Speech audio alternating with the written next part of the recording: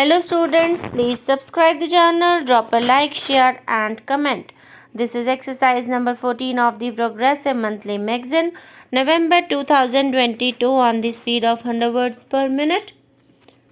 Start. Madam Speaker, today all persons of Indian origin feel secure that their motherland Bharat cares for them and at times of need will support them. India's transformation has inculcated a sense of pride and respect for Indians and persons of Indian origin across the globe. We have taken several initiatives to strengthen their connect with India, facilitate their investment in India, and ease their travel. Infrastructure is the backbone of any nation's development and quality of life. Whether it is highways or railways or airways or even diggyways, we have gone beyond incremental growth to attain transformative achievements. Because of Udan scheme, today an ordinary citizen is also traveling by air. The number of operational airports has crossed 100 with the commissioning of the new airport in Sikkim. Domestic passenger traffic has doubled during the last 5 years, leading to large number of jobs being created also.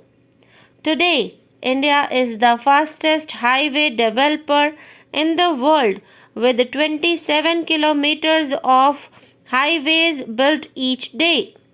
Projects stuck for decades like the Eastern Peripheral Highway around Delhi or the Bogeybill Rail-cum-Road Bridge in Assam and Arunachal Pradesh have been completed. The flagship program of Sagarmala along the coastal areas of the country will develop ports for faster handling of import and export cargo. For the first time, container freight movement has started on inland waterways from Kolkata to Varanasi. Our government will introduce container cargo movement to the northeast as well by improving the navigation capacity of the Brahmaputra River.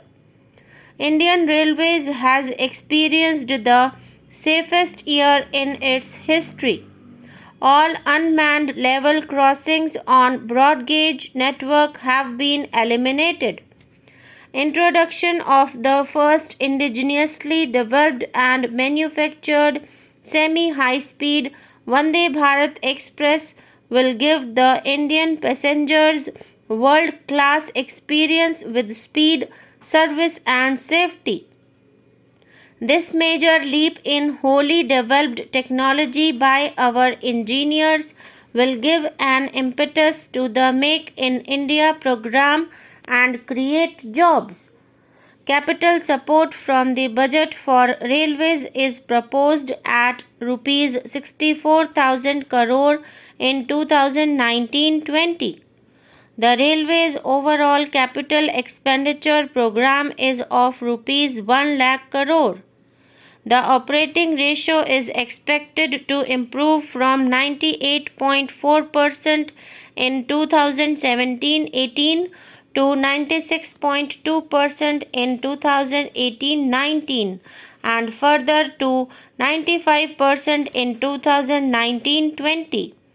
This will lead to lower cost also.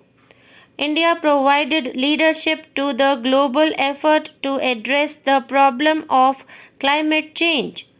Our commitment to promote renewable energy is reflected in setting up the International Solar Alliance, the first treaty-based international intergovernmental organization headquartered in India. India's installed solar generation capacity has grown over 10 times in last 5 years. This sector is now creating lakhs of new age jobs. India's import dependence on crude oil and natural gas has been a source of big concern to our government.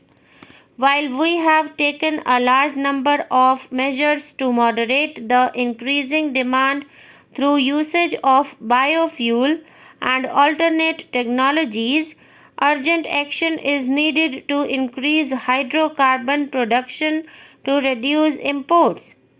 A high level interministerial committee constituted by our government has made several specific recommendations, including transforming the system of bidding for exploration, changing from revenue sharing to exploration program for category 2 and 3 basins. The government is in the process of implementing these recommendations. The people of Northeast have also received significant benefits of infrastructure development. Arunachal Pradesh came on the air map recently, and Meghalaya, Tripura, and Mizoram have come on India's rail map for the first time. Allocation for the northeastern areas is being proposed to be increased by 21% to in 2019-20 over 2018-19.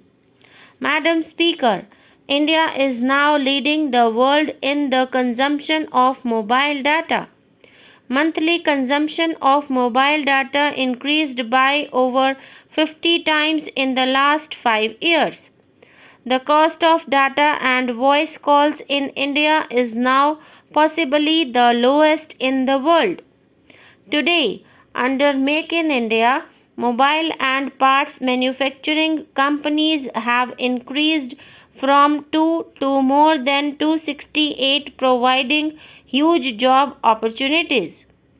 More than 3 lakh common service centers employing about 12 lakh people are digitally delivering several services to the citizens.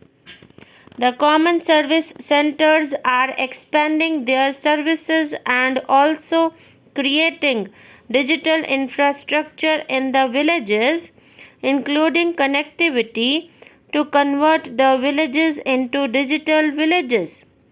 The government will make 1 lakh villages into digital villages over next 5 years. Jan Dhan Aadhaar mobile and direct benefit transfer have been game changers. Bank nationalization was first done 50 years ago, but a large part of the country was still left out of the economic mainstream with no access to formal banking.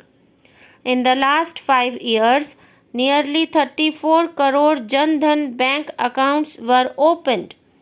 Aadhaar is now near universally implemented.